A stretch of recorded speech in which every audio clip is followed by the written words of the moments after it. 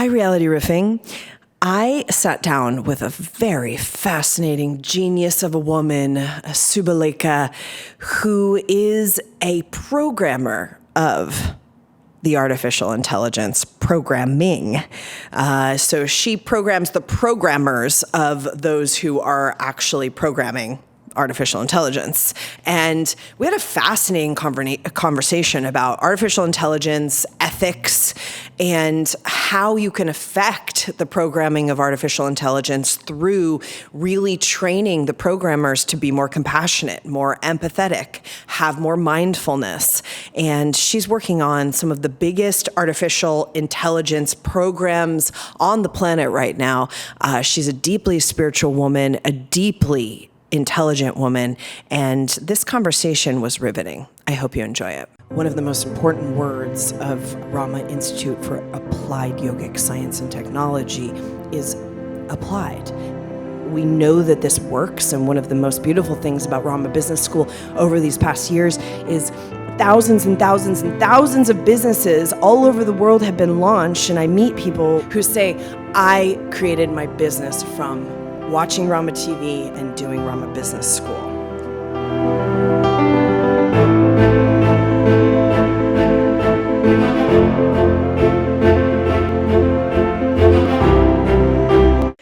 Welcome back, Rama Business School. I am so excited to be having a conversation with Subalekha, who also doesn't have a last name like me. We have so much in common, I just want to run Subalekha. I'm just going to read like all of the things you are, because you're such a Renaissance woman and you're such, in my language, an Aquarian age kind of thought leader. So Subalekha is a thought leader, a storyteller, a systems designer and developer, a coder, a strategist, a student of flowers and floral arrangement, a poet. And I know that, with all of that, you're doing a lot of consulting for some of the major artificial intelligence projects that are happening on planet Earth right now. So welcome. I can't wait to dive into all that you are and all that you bring. Welcome. Thank you. Happy to be here. So I want to start here. How did you get into artificial intelligence when you're also an artist and a poet? Like, how did these worlds collide for you? I think my beginning actually was more in engineering. My undergrad is in engineering. I'm from India originally, and there it's very common that you study engineering or become a doctor. It's like there. Right. So I started with engineering, and then I studied computer science back in mid-2000, my master's in computer science. Even then, some of my research work were around autonomous robots, and this was before even I had enough time to develop what my interests were. Usually I was sort of in automatic mode, said, oh, you study this, and then you do your master's, then you go to work. I was in that journey.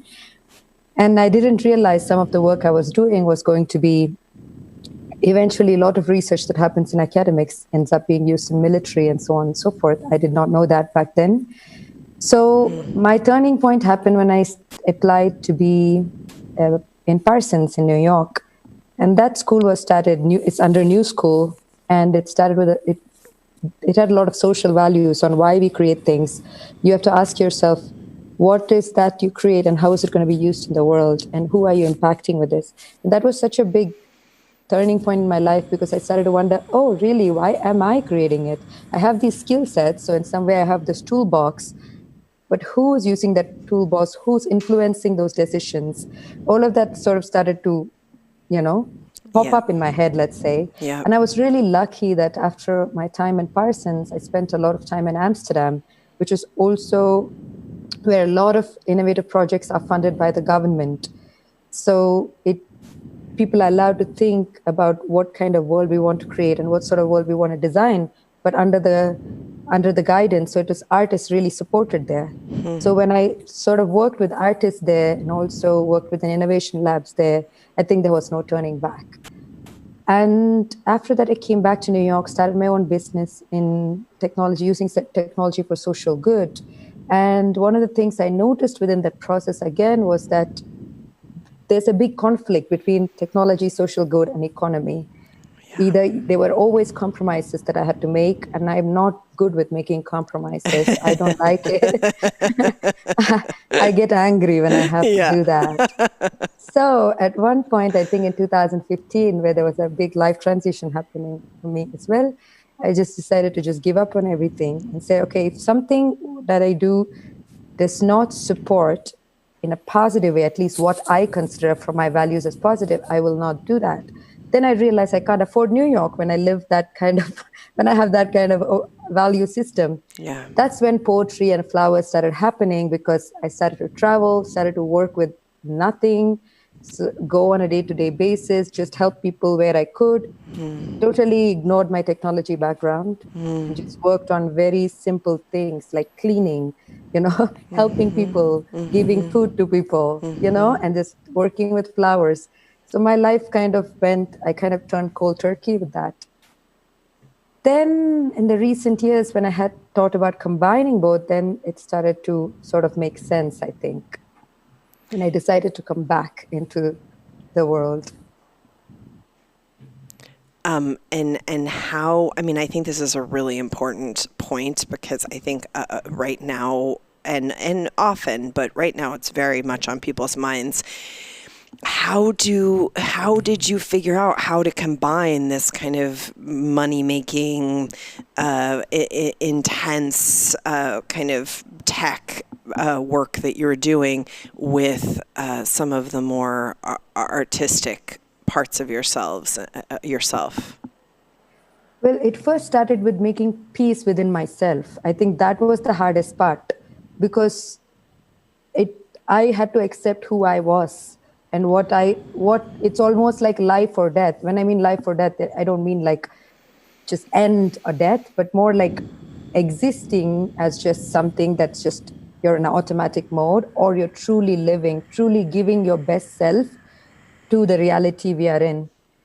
And I realized that I cannot do that if I have to make compromises, or if I have to just work with the system as it is. And especially when you walk away from it, or when you have this artistic, as you call it, the artistic capabilities, you start to see things in a different way. You can walk into an office full of cubicles and you still see magic in it. You still see opportunities in it that are not part of your roadmap, and you want to ask those questions. You're not constantly thinking about what is your bottom line, what is your return on investment alone. It's important.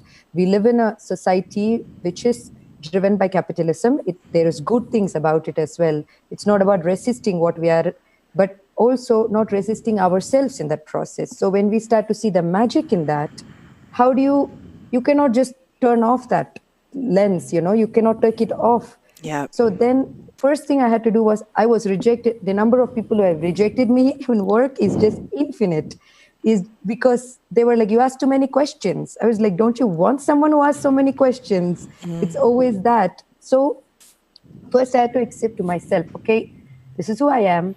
I have both sides in me, and I know I can bring something positive into this. Not because goal is not just so I make money. Goal is not just so I become famous. Just goal is not that somebody external was putting on me. The goal was, I know Subalekha as I am can bring something that is beautiful into the world, that is beautiful into technology, because these are my toolbox. I open my toolbox, this is what I have, and I can only work with that craft I have, no?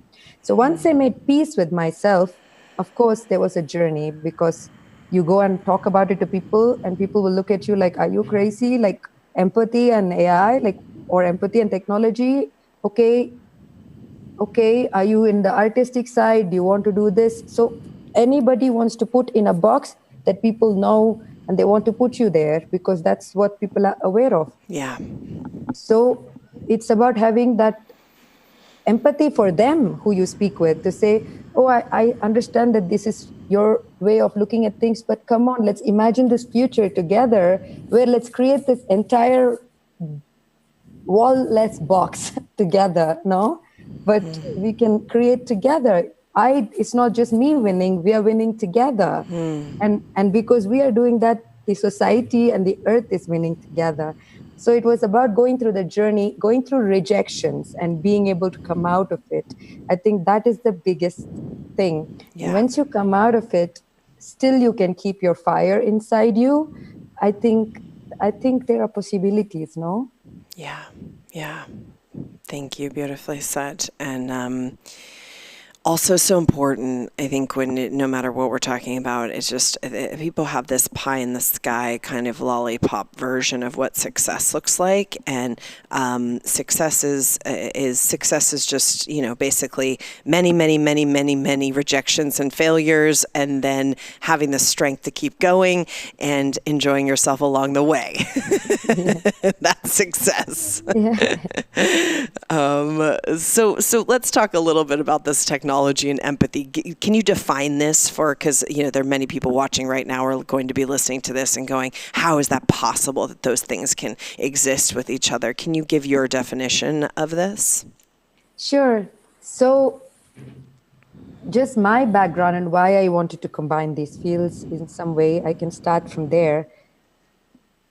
I realized that from my childhood, if I just looked at it, why I was who I was, I realized I got into a school system that just told me to study something and just keep my eyes down and do this.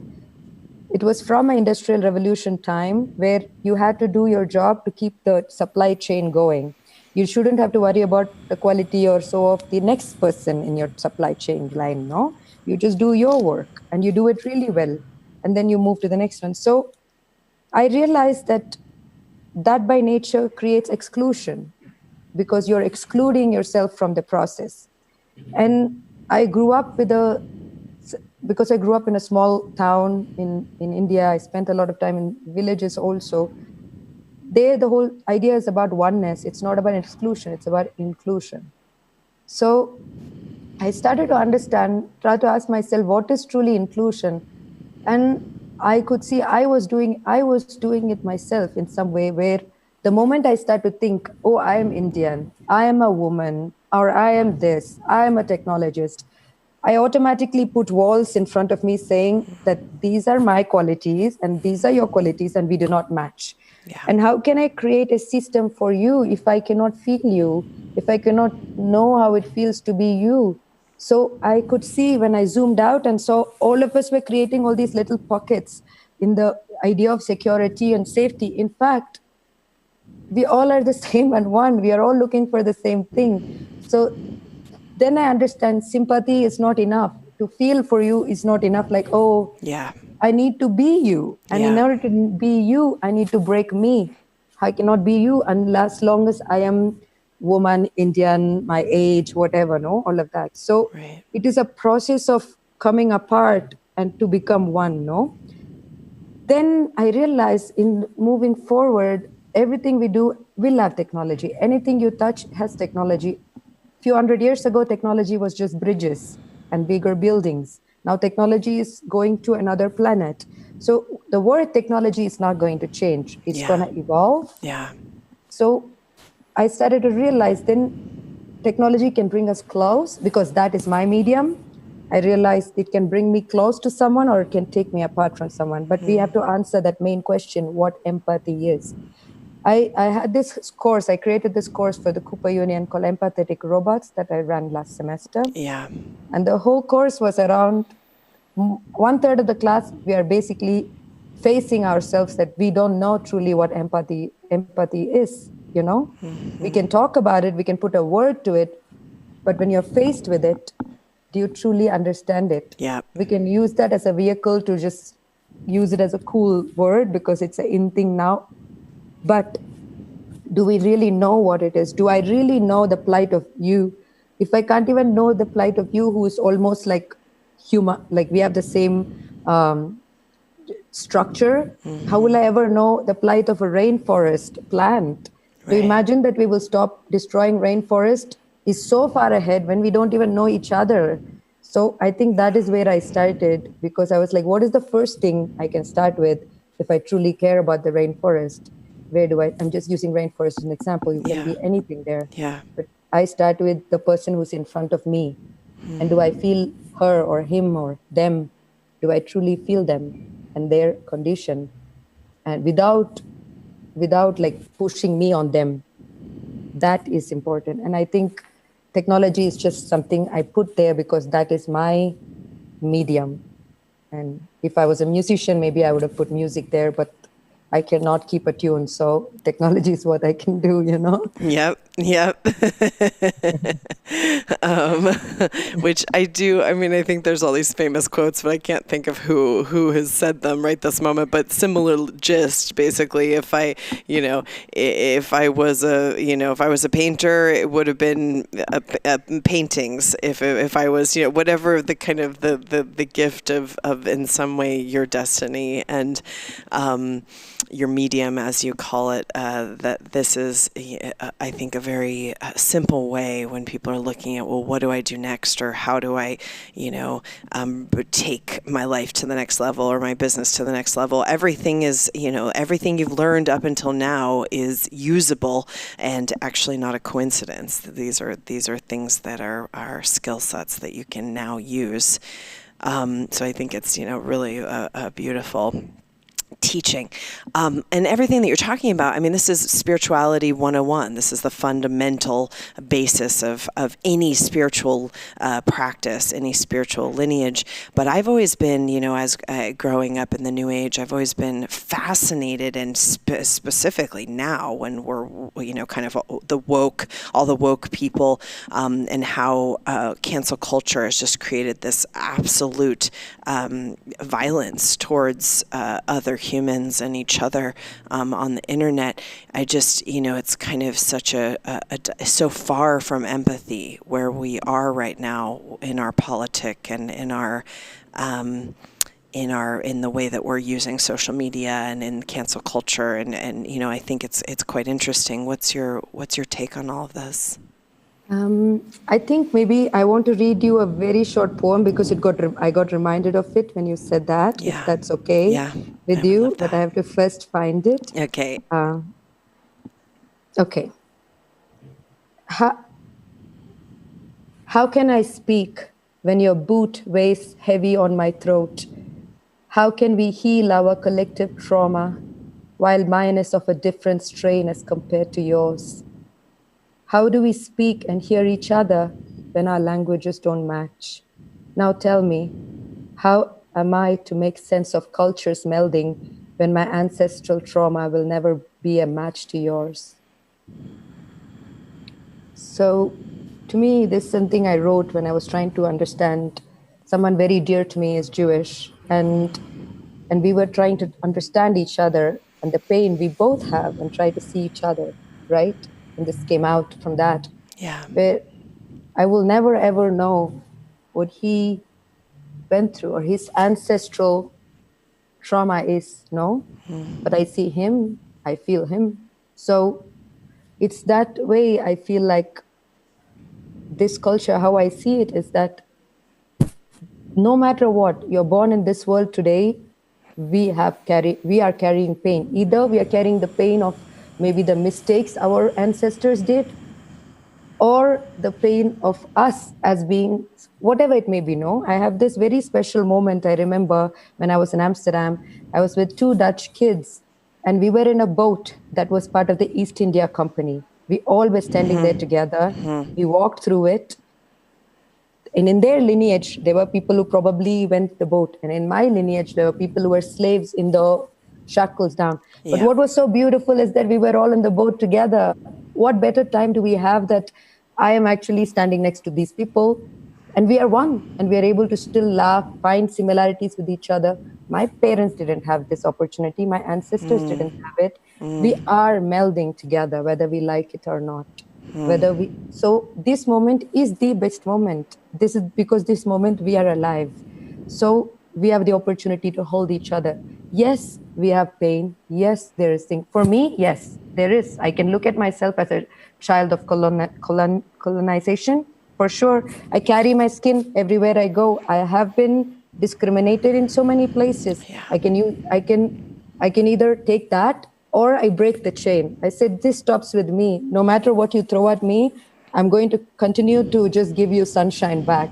That is my philosophy in the world. Yeah. Because I've never seen anyone not be able to receive it. Maybe I don't know. I've been so lucky. Everybody I meet has been nice to me. Doesn't matter where they're from, what their color is, what they are. People are nice. There's humanity. I've traveled the world as a single woman, and I'm safe. Yeah. And so there are pain, there is trauma, but that on the other side, I've suffered many kinds of abuse throughout my life. Whatever it is, physical, sexual, all of that has happened in my life. Yeah. But where do I stand? Do I tell this story or do I tell this story? I like this story better, so I'm going to hop on that. Yeah. But you also have to do the work, though, because you Yeah. also have to heal, because you never know, that anger comes out in some time. So if we truly want to lead the kind of change we are talking about, we have to do the work, and we have to do that healing within ourselves, so we can start the world with more positivity, I think. So, but this is my philosophy. Doesn't mean it is the philosophy, but it is mine and it works for me. Yes. Thank you. I'm curious before we get into some of the deeper artificial intelligence conversation, I'm curious, would you just break down for a layman, someone who is kind of heard about artificial intelligence, but is not necessarily cued into what's happening in the advancements of artificial intelligence? Can you just kind of break down, like, what is it with what's happening behind the scenes right now? Like, what is our world going to look like in a couple of years? Well, the real big impact we're talking about, we're not like 2 years away, we are a decade away. But AI, let's just start with why we have AI. Maybe that is a good place to start, Yeah. and then we can move forward. Yeah. So for that, we need to go one step more back to Industrial Revolution, right? So, for example, this I have was made by hand. This was woven by hand, dyed by hand, printed by hand in India. But in order to recreate this, we created machines, and we put people in charge of machines to run them, to recreate the same thing. And after a point, whatever we thought can be done by people could be automated by machines, right? So it can just be an automated machine. All it would do is say, okay, you have to put 100 stamps on this fabric. So it will just do 100 stamps on the fabric, and it'll move 100 and move. But with AI, what we're trying to say is we are giving it certain types of rule sets called algorithms, where we say, okay, once you do 100, maybe you start to notice some shape is off. Can you just start to fix it? So you're starting to ask it to do things on its own, make decisions on its own. Right. But end of the day, that rule set is given by us. The observation is by us, where we say, by us, I mean whoever is writing the AI, whoever's the leadership role of it. So they say, okay, I think it can do better. So from automation, we are going to one step more, intelligent automation, let's say. Where we just say, okay, make this small safe. So, and then the rule sets get more and more advanced. So, for example, if you're listening to music, if you're a music streaming service, maybe it starts to understand you better by the kind of music you choose. And then it kind of evolves itself saying, oh, there is a higher chance that she's going to listen to this versus this, right? So we are giving it certain rules to kind of start to observe the behaviors and create a new set of rules, build upon the rules from that. Right? So it's like personalization is one of the AI fields. But the kind of ones when we talk about, a lot of times what people think is AI is that it's going to start thinking on its own and start to create chaos, Yes. We are not there. We are not that close to it yet, because still they are developed by, there are certain case studies that people say that AIs did within a lab environment, start to think on their own and create languages on their own. I think you were telling me about one as well. Facebook. That started to speak. Yeah. So, but it has not come into mainstream yet. At least it has not been, that we know of, that's been released yet. But so when we think about AI, or the area that I am interested in when it comes to AI, is from the bias training of AI and the rules we give to AI. So if I'm the one in charge of giving the rules to the AI, invariably, I'm going to be biased from my life experiences. And if there's 5 engineers giving it together, their life experience defines how the AI learns, right? Yeah. So I think that is a very interesting, isolated problem that we can look at, where we say, okay, what are the good that comes from it, and what is the bad that comes from it, right? So that part can be explored separately. But overall, to answer your question, one of the things that it does is that at least where we are with AI is that whatever jobs that we created that people started to do around industrial revolution times, then now they can be made faster, or AI can do it trained to do it better. So we are still looking at AI and robotics in a way where it is sort of servient a word, like sort of servant to us. We are still, but that is the way people think normally. We look at something, we take that and think, okay, that's a resource. So we look at somebody and they can work under you and make something better for you. You say, okay, do this job for me, right? So it's pretty much that's how we are training our systems right now. It's like whatever we don't have resources to do, we just add that to make that resource to create that. And you're not seeing or hearing anything about the artificial intelligence starting to have intelligence or language of its own, which is obviously the dystopian fear. Well, I spoke to one of a PhD student who was researching in AI just a couple of days ago, and we discussed this very thing. But it's still, I feel like it's still not something that you still have to, how is it going to get to your phone, or how is it going to get to your computer? It still has a channel to be released, right? Right. So even if experiments happen, they have not made it into mainstream, I don't think. It's probably like it's the same with animal experimentation or things people did, no? There are a lot of things that happen in smaller pockets, but they're not come to the main channel. And I don't want to support the dialogue around that either, because for me, I believe that AI has opportunity to be mirrors for us, the ways that in which we couldn't train ourselves. Maybe AI can train us. It can do bias training back to us, where it can like, oh, you're asking me to do this. It seems like it's excluding 80% of the population. What do you think? Like that, maybe I'm not even aware of it. And, I believe in that positive side of it. So that the AI itself becomes kind of an educational kind of reflection to aspects of ourselves that we're not aware of. Yes. Because when you're creating a system, it all depends on what kind of rule sets you give. But beyond it, what are the intentions of the system?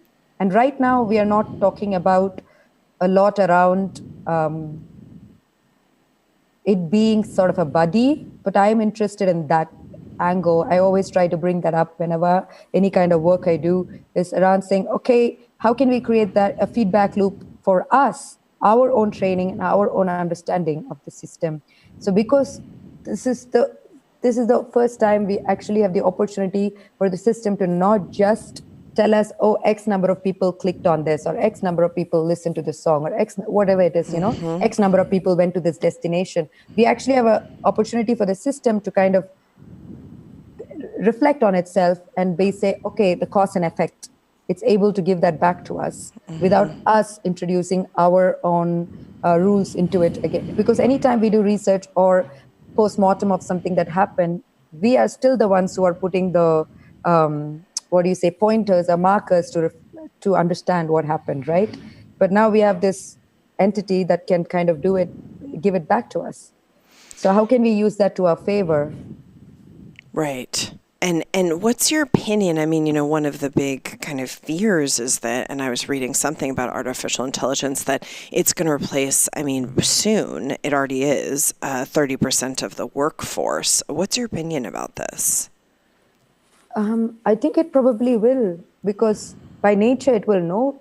If you look, again, we have to look at the whole system. We are in a capitalistic society, which means, and a free market. So which basically means that whatever is going to do our jobs simpler, quicker, whatever is going to save us costs, we cannot blame industries for taking advantage of that, because it's the system we created. So we are just following the rules of the system. So yes, there's a higher chance, or most possibly, that's going to happen. But if we can just take the same line of thought and move out of it, there are a lot of things that AI is still not capable of doing. Someone still has to write the rule set. Someone still has to do so many other things to kind of babysit it in some way, right? So there are other sorts of jobs that can be that can be created from it, or we have the opportunity again to ask a larger question as how jobs is talking about jobs and having jobs, is that the life force of our existence, or is it something we do? So I'm looking at something like that happening as an opportunity for us also to evolve as human beings, no?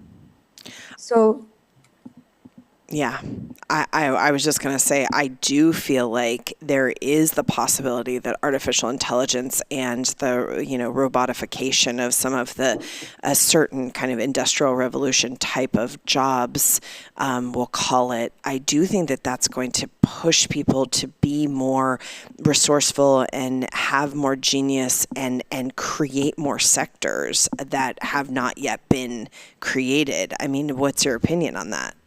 I totally agree with Yeah, that, yeah, because within us, we always have this, especially people who are in this sort of, let's say, thought leadership or business innovation, whatever it is their goals are, no? We all have a life force sticking within us, and it's always going to ask us to evolve. It is even a smallest animal, insect, you know, single celled organism wants to evolve before it yeah, ends its life yeah, cycle. yeah. So we are going to want to evolve. We can either look at like these predictions and look at it as a fear or as an opportunity. And if you feel that clarity within yourself and you feel secure within your own journey, you can look at it as, okay, these are my interests. Looks like my job is gone, or this my job, there's no security in this sector I'm working on. What are the other things? Because the world is so vast. We have been focused. It's like the same thing from gold rush to oil rush. Now there's Right, technology. So right. we are just, why are we in this echo chamber always? Why? But those kind of fads will, not really fads, but those kind of trends, I guess, would come and go. But there's so many more things. There's so many things that are just craving for innovation, like agriculture and reusing forest lands in a way that's positive. They're just harder. Whether do you have the courage and you have the perseverance to get into those areas, that is the question one should ask oneself. Not so much as, am I losing my job? It's more like, okay, the other side, it's easy for me to go here, to go to promotion, so on and so forth, versus the other side, it's a raw, it needs a lot of work. It requires me to kind of get down on my knees and hands and do all the dirty work. Am I ready to do it? And do I have the Right, courage to do it? And do I right. have the perseverance to stick with it, even if everybody around me is going to laugh at me while I do it because I'm not the cool person yet? But there is a reward on the other side, no matter what.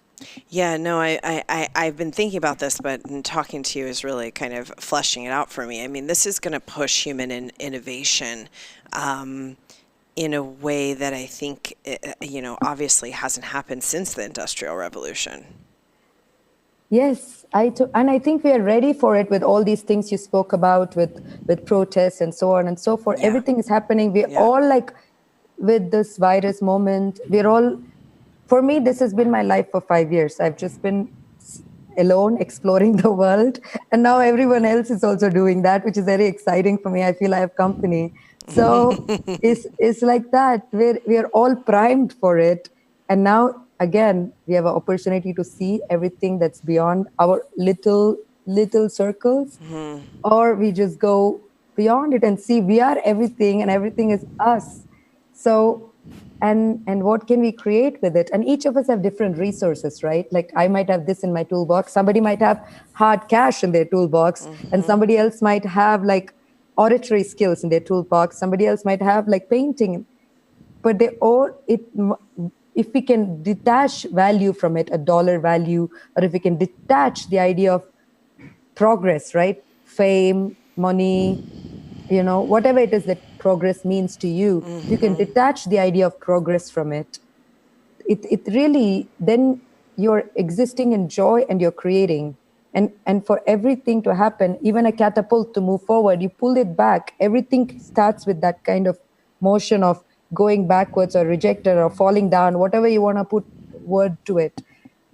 But if you're able to sustain it, and if you're able to take that, not strife, I do not support strife as a mean of progress, because Right. again, it blinds you. Right. Strife is something that blinds you because you don't look at others. You're like, I need to get there. I'm going to climb there no matter what, Right. and screw you all. No, I don't mean that.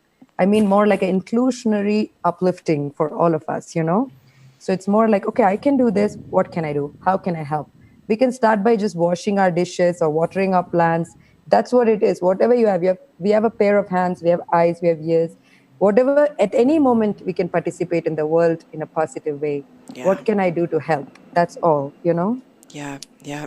Now, what's your opinion on this artificial intelligence weaponization of our movement through the kind of internet and social media? Obviously, this is a big conversation right now. I'm very interested in it. And because I'm a mind scientist, I'm very interested in how artificial intelligence kind of crosses into predictive programming and social media and the way we move through the internet. Can you speak to that?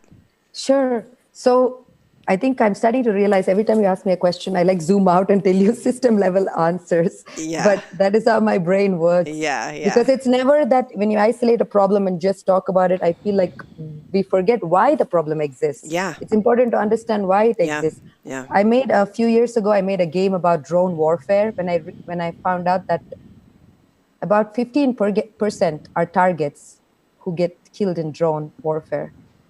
Arrest is collateral damage, and Right. there's no repercussion. So the game basically does that. You can just play it, and you end up being the person who pulls the trigger. When I play the game, I'm a pacifist in my own way, but when I play the game, I totally very easily kill people there because I want to win. So when you are playing that kind of a game, and there's no repercussion for me to kill a lot of like innocent collateral damage, no, Yeah. because you don't even talk about innocent life. You just say collateral damage, which is already a disconnected word from Right. Right. people. Right. So we have to talk about why these predictive systems exist and why companies are able to do it so simply, because there's almost no repercussion for that to happen. There's no real. We have created a system. We are changing the tires as we drive. That's what it is with AI systems, no? Yeah. Yeah. And we are not even like willing to change it, because when the car goes bad, somebody gives you a brand new car because there's so much money there that you can keep destroying as many cars as you want, and you jump into the next one, a shinier one that's available for you. So I don't think this weaponization on the internet with these sort of predictive algorithms and so on that is gonna. There's no end in sight, No. because we have not created this kind of policies. We are not having conversation around what kind of policies mean. Yeah. So that is one side why it happened, because it's going to continue happening. Yeah. And my opinion of it is obviously that's not nice. It's like, what can I say? It's just not a kind way to exist as support humanity. So one is the policy changes happening. The other side, if you think, the uneducation of people, like a lack of education of people, Yes. which gets Yes. taken advantage of. I think that, Yes. so if we cannot change it from top down, can we change it from bottom up? If I go on the internet, the thing very quickly, if I do not hold myself strong, very quickly I can be convinced that I'm very old and I should be buying things that make me feel young. Very quickly I've been convinced that somebody is after me, so I need to do something to go against them. So I defend myself very quickly. So everything is based on taking advantage of our insecurities. So how do we address that? It's from talking about how do we build strong, secure children. I don't know if our Yes. generation is going to fix that. I think we Yes. are kind of, it's not happening, but we Yeah. can talk about the next one, because Yeah. ours is already like, it's about, if you are a woman, it's about how pretty you can look. Like there is nothing else to accomplish for us there in the world, and if it's a man, poor things, they have to figure out how to make more money and do all the things and have the nice. It's always that we are always expressing, and then there's a whole economy that supports it. If you want to get married, then there's a whole economy about how to we make the perfect wedding. Similarly, if you want to be a particular type of person, there's a whole economy. But the people who get really who are immune to that are people who are of extreme wealth, who don't have to participate in these kind of marketing behaviors. Everybody else in it are susceptible to it. Right. So the only thing we can do where the predictive algorithms stop happening, weaponization stop happening, is to really produce strong, secure children who can feel that they, exactly as they are, belong in the world. They don't have to change a thing about them. All they have to do is create from their best selves, so they can just make the world more heaven here. It's here right now. How to just participate in it, no? I think Right. that is the thing. So, but when I work in a project, if something is happening, then I try to do my best to steer them away from it. That's all I do within the section of AI, is just how can we make it more reflective? How can we just kind of steer away from creating larger system level damages? So I basically pretty much am doing kind of this doctor work, or like kind of crisis management work, I think, right now. That's all I can do. But there are so many projects that I'm not involved in, Yeah. where I don't know if they have crisis managers, because it's hard to change opinions. It's hard if somebody comes to you and you're a fully funded company and your funding says you need to keep track of user data. It is not easy to change that opinion. It's not Yeah. easy. But No. the question you can ask, because it's millions of dollars at stake, and again, we are in a capitalistic society Yeah. where that speaks louder. But the question I can ask is, fine, we are going to keep track of users' data. Fine, that's what the investors want. We'll do it, and so on and so forth. This is what you've sold. How can we make it good for the users too? Can we help them learn something from it? If you're Right. going to take advantage of that anyway, instead of totally being a destructive space, how can we create something that they also benefit from? Yeah. Be more transparent Yeah. about it, be more open about it, be more inclusive about it. That is the kind of question, those are the kind of questions that I ask, and those are the kind of questions I try to solve from a system level.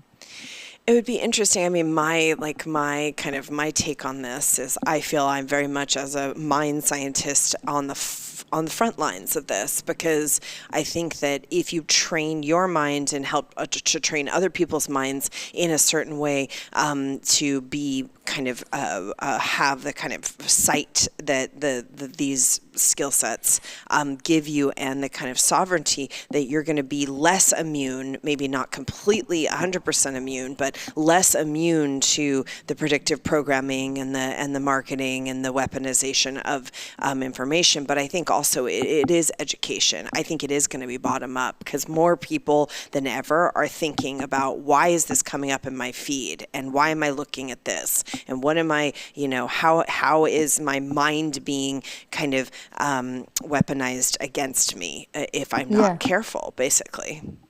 And people are not aware that their videos are on, their audio, things are recording, the applications they have are constantly listening. So all of those things is a very long-term process, and also it's again compromise, and a lot of people take that compromises, like, I would like to just have this on because it gives me comfort, or it takes away this problem for me, and it's by design. All Yeah. of this is by design. Yes. So we cannot, it's again, we are fighting a losing battle in that way. But I'd still have hope that they can be, with more awareness, design will change, because that's way, if there is more resistance, people will change. I mean, companies and products will have to change to adapt to what the needs of the people are. But the question is, people have to be more aware, less burdened by their um, everyday responsibilities and tasks, and also just the condition and the traumas that they carry. When everybody is so burdened by all that, then it's easy for artificial intelligence, businesses, whoever it is, to kind of use that to their advantage. But if each of us start to kind of shed that, like you were saying, programming the mind to Yeah. kind of be aware, Yeah. then we ask better questions, like, oh, why is this happening? Why is this moving this way? But we can actually start with just looking around us. Why is this leaf turning this way? Why is this animal going in that direction instead of this? So we have the opportunity of fine tuning on observation, our observation every moment. It doesn't have to be just technology. You just do that, and then by cause and effect, everything, you become more observatory of everything that happens around you. Yeah, wonderful point, because this is ultimately that's exactly what's happening is we're so divorced from ourselves, our surroundings, natural law, that when we enter into augmented reality, which is anytime you get on your phone, you don't understand that you're now living by the laws of that land, or at least you need to understand your Bill of Rights, your constitutional rights, the laws of that land as it stands right now, which, I think they will change as people wake up more and there's more demand for empathy and consciousness in this space. But I don't think that this is totally connected to just our disconnection in general. Yes, I agree with you. And Yeah, that point you make about the Bill of Rights of what you're signing in for, that people don't really understand or they know. don't. And it's not like and that is the sad part of it. And then through that, we also in this process create so many false idols, so many things that we follow or we are inspired by people or whoever it is, concepts that actually we don't realize that it's taking us away from our core accomplishments that we can do if we don't follow that. Yeah. But in this land, there are certain peoples who are kings and queens, but without the responsibility that comes from being a king and queen, and we worship them. And for In me, that is the sad part. you know. Interesting. Wow, I just got chills on that. That is really fascinating. There's a TED Talk right there. Subalekha, that's an interesting TED Talk. Somebody's asking, this brings up the question, whose thoughts am I thinking? Which I think is a very relevant question for how to live in this AI, augmented reality, virtual reality world. Do you agree with me? Yes, I mean, when somebody asks whose thoughts am I thinking, let's just say it's not even that person anymore. That's the thing. Let's say I look at someone, celebrity or whoever, just to follow that thought, and they are saying, well, you should look at the world this way. But there is a brand behind them that supports them. There is like that. So it's not just even governments or things it's anymore that we have to only be concerned about. Yes. It's about other things that, so if you start thinking this way, maybe the brand has another, they're going to in 5 days or 6 days launch something which I'm more likely to buy. But I heard this, but it's not even this person that spoke it, it's somebody else. So it's like, it's really inception kind of work, but also it's like a world Completely. within a world within a world within a Yep. world. Yep. And and and that excludes you. I don't have a problem with this. I'm very happy to be thinking someone else's thoughts, as long as it's a thought about inclusion and value systems that are at least aligned with mine, that is going to positively create a better world for all of us. No. But it's like when I'm starting to think something which is really so disconnected from my own core values, Yes. then it causes conflict within me and makes me doubt myself, makes me feel afraid, makes me feel insecure. And because of the doubt, insecurity, I start to follow habits that are not good for me, that's going to keep me in this. It's always good for people, for these when you talk about mind control, it's always Yep. good for people to be low. It's easier to control minds. Then once you start to stand up, it's harder to control you. That's right. That's right. So it's something that you need to be aware of. I mean, thank you for bringing up that Inception metaphor, because, and if people haven't watched it, you got to get with your figure, put this on your queue, because this is what's happening in general in the spiritual kind of mainframe. This is what's happening in shamanic work. This is what's happening. But now, I mean, this is what we're moving through these realms of reality. And I think the part where you're looking at to take your metaphor, you're looking at a celebrity who's saying something and there's a brand behind them. There's even another level where the celebrity doesn't even know what they're saying, because the thoughts are being dropped into their mind and they don't even know that that's happening. They may be consciously aware that they're selling something from a brand that's sponsoring them, but there's many more levels to that. Would you agree? Yes, because I think, again, going to a system level, we are at a moment, we are going against the natural selection process right now. Because a mother cat the other day I saw, like mother possum, I think, abandons the child that knows that it's not going to succeed, right? Yeah. In the life, it will not. But if you look at brands or companies and so on and so forth, because of these kind of mediums, things that are not relevant still exist because they can be given life support constantly. Right. And the life support is given by us when we don't even realize we need it or not. So we are not allowing also for the actual transformation and innovation to happen. Most of the bloated industries still exist, especially in fashion and so on and so forth, where I think it's the second or third largest. I cannot tell the exact word, but fashion is the second largest pollutant, I think. Yes. Fast Yes. fashion, right? Yep. Yep. So, but we are still consuming, we are buying versus longevity of handmade things and hand-woven stuff are much more stronger. So if you look at it, there are industries, brands that would be dead if they weren't given this extra money from us to support them. And a lot of them, they are the ones who will end up using a celebrity for marketing and so on and so forth. They make their clothes in China, still sell it for a big margin. Mm-hmm. So I think, so you may have a value system, but you will be going against it directly because somebody said something and it's not even their language, like you said, it's something that dropped into them. And then even the brand doesn't know why they're doing it because they feel they just need to survive. They're not accepting that their time is over, but they just want it, because we live in this world that you need to keep climbing. There's no grace in that. We're not talking about grace.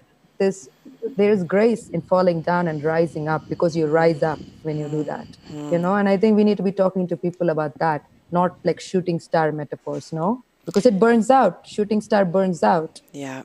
Yeah. And all innovation has to come from the kind of the rub of the failure and the success and the, throwing something against the wall and seeing if it works and seeing, very fascinating. I hadn't really thought about it this way. Really, really interesting. You brought up China. I'd love to talk. I'm sure you can't talk about all of it, but I'd love to talk about this smart city you're helping to build with the robots. Can you tell us anything about this? I don't think I can exactly the details, but I can explain like the with smart cities, the systems about smart cities, because it's happening all over the world. Yes. So we could just look at that. Smart cities as a way has been happening for like nearly 30 to 40 decades, right? Yeah. People, and they were cities that were built, that were abandoned, like they were built with big visions, but they never could fully, so when we think of smart cities, it's usually when a city becomes smart, at least because it's such a new area, is this when it starts to have sensors embedded in it and it's able to kind of help the citizens within it, the governments within it, and maybe the retail brands within it sort of understand different behaviors that are happening, essentially stop fire, support, help better traffic flow, solve crime, so on and so forth. So these are the large, big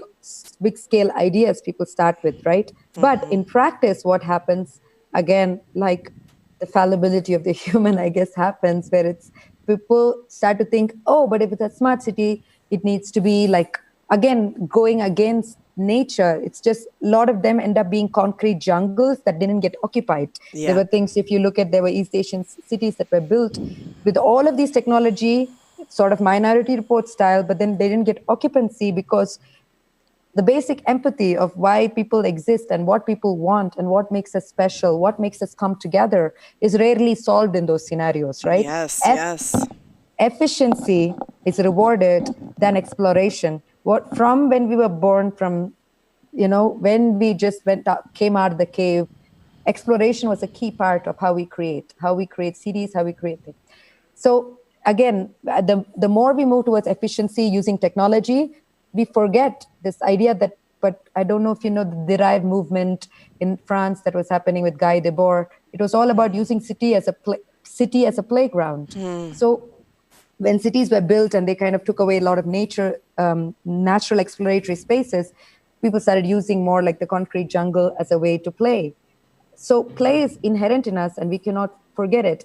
And a lot of times when you use AI, robotics and things like that to help us within the city, we are again also boxing ourselves and I don't believe that all of us just want to wake up, have a luxurious house and just have robots serving us food and everything and just sit there and do nothing. Right. Inside us, there is something that wants to always do something, Yep. right? Yep. So there is one thought process with smart cities that's all around this sort of technological, hyper advanced scenario. And then there's other smart people who have built cities. They don't go under the smart city category yet, but they're all around communities coming together and what can we create? How can we kind of question what cities mean again? So there is one set of people or businesses that try to create that. And then there is the third part that sits in the middle, which is about how if we create a smart city and we own all the data, we create our own operating system where everything that is shared, right? So there's 3 different explorations that are happening. And obviously, each of us can decide where we truly belong, because if I truly feel that technological process and being the coolest looking place with the coolest looking buildings are good for me, then I would probably choose that city, which is going to just make sure there's no crime, there's all the cars are going the perfect way, perfect alignment, and you go that. Or if I choose like, no, I want to know what it means, like as a human, maybe I don't know if I would like farming, but I would like to know what I can create within this little community, then you may go this way.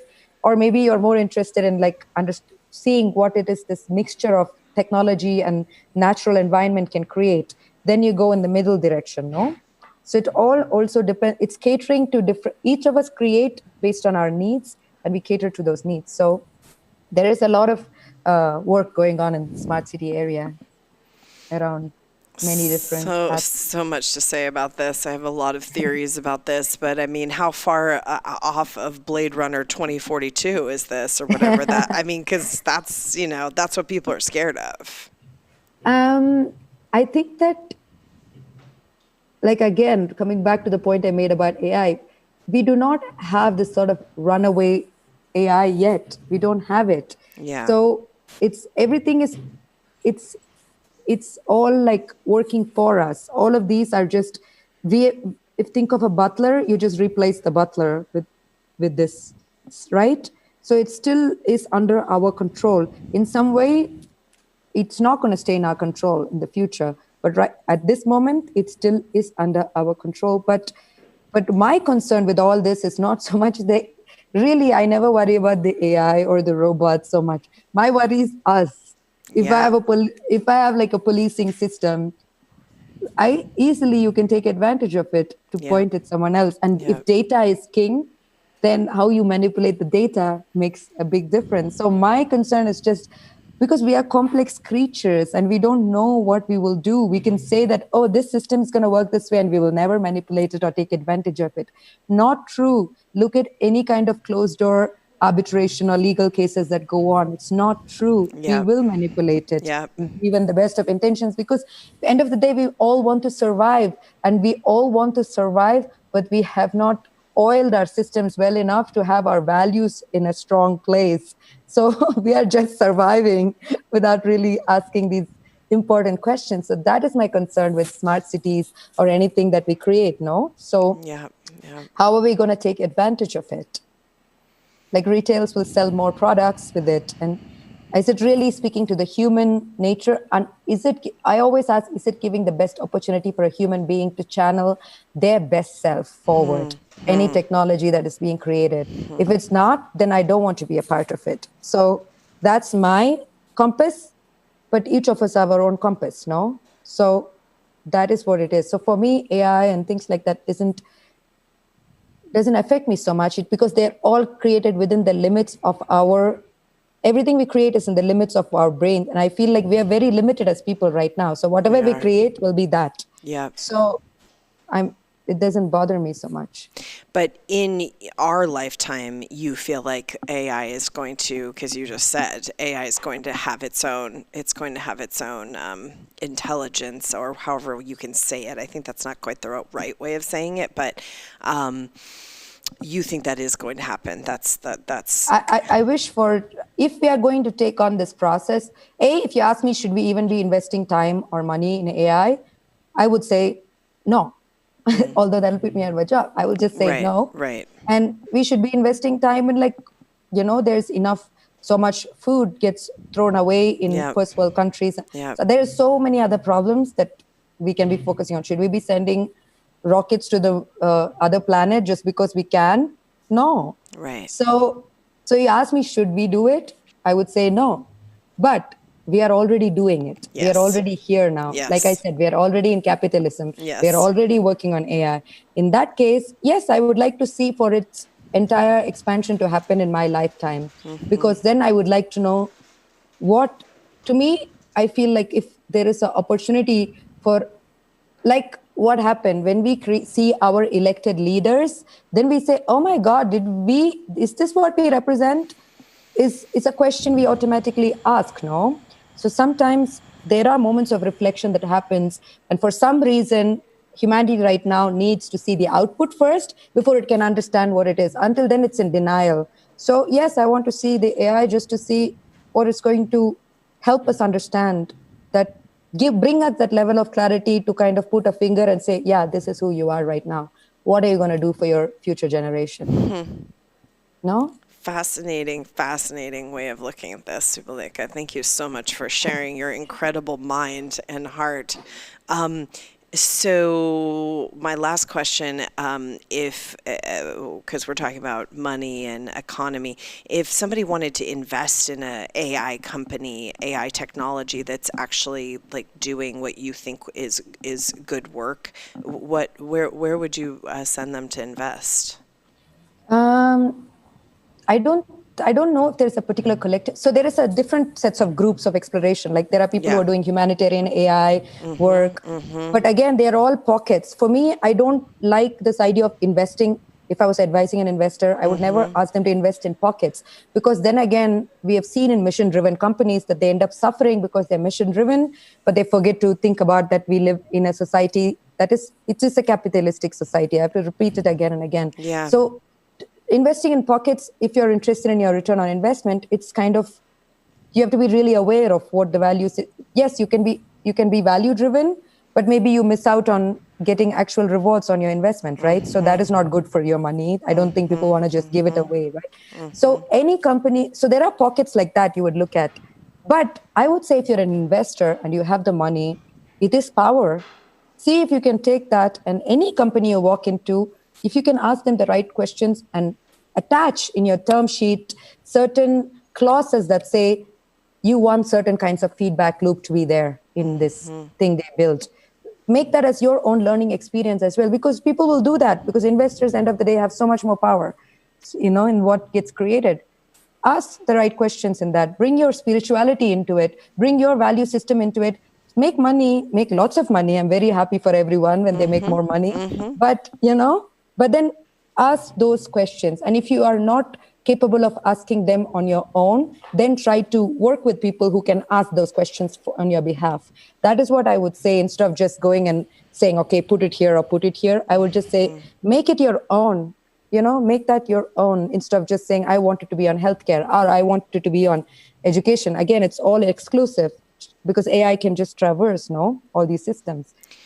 Well, it's fascinating right now, just because I do think, one of the places people who are buying stocks right now, one of the places that the stocks are strong is in AI. And I know, I've had this conversation with a couple of people about like, how do you responsibly invest in AI if you're going to do it? And I think it's a complex question, obviously. But do you think you can responsibly invest in stock? Is that another question? Yeah. Yeah. Because then you're not really close. Anytime a system is that much far away from you, it's just, you're just shooting and you also have to be true to yourself. You're putting in stock because you want to make money. Yeah. So Yeah. responsibly investing in stock is, to me, a bit of an illusion. So get your hands dirty, go closer to whatever it is that you're afraid of, then you will just see what happens, no? So that is what I would say. Good advice. Last closing statement. Anything that you would like for people to think about when we're talking about these subject matters? Well, ask yourself, like somebody who said, who's thoughts are you thinking is such a beautiful way to put it. Yeah. I would just say that what I see is that we are all born with our flaws into a world that is flawed, around people who are flawed, in systems that also are flawed, right? But how can we kind of put our own anger, fear, pain, everything aside? And what can we do to bring light into each of these things, whatever it may be, the systems we are in, the person we are with, all of that? No, how can we kind of bring this? That's what I would say. Like, ask that question to yourself every day. And if you have a hard time doing it, well, do it again. That's called spiritual practice. Yeah, they used to say love the one you're with. Now we'll say love the robot you're with. Yes. No, the robot loves you already. The robot loves you. Love the robot you're with. How do people find you, Subalekha? Well, my website is houseoflekha.com, Lekha.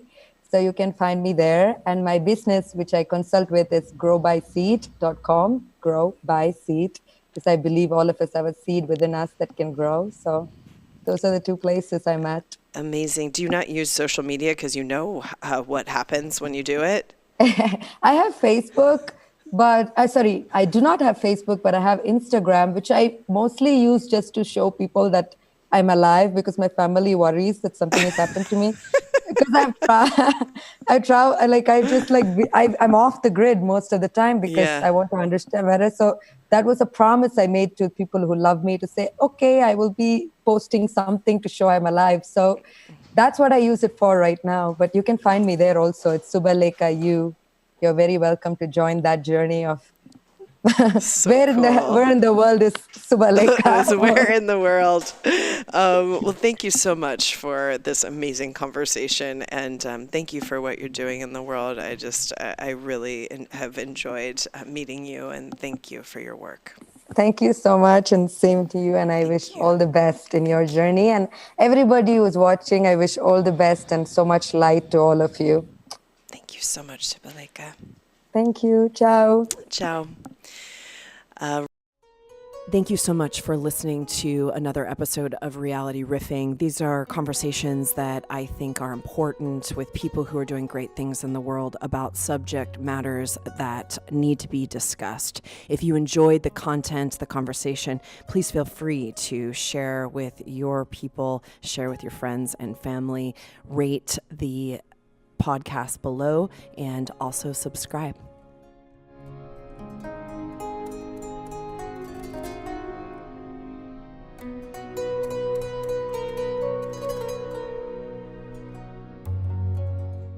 We're all looking around and looking at how things need to change and how we need to change and what that's going to look like and what it's going to take.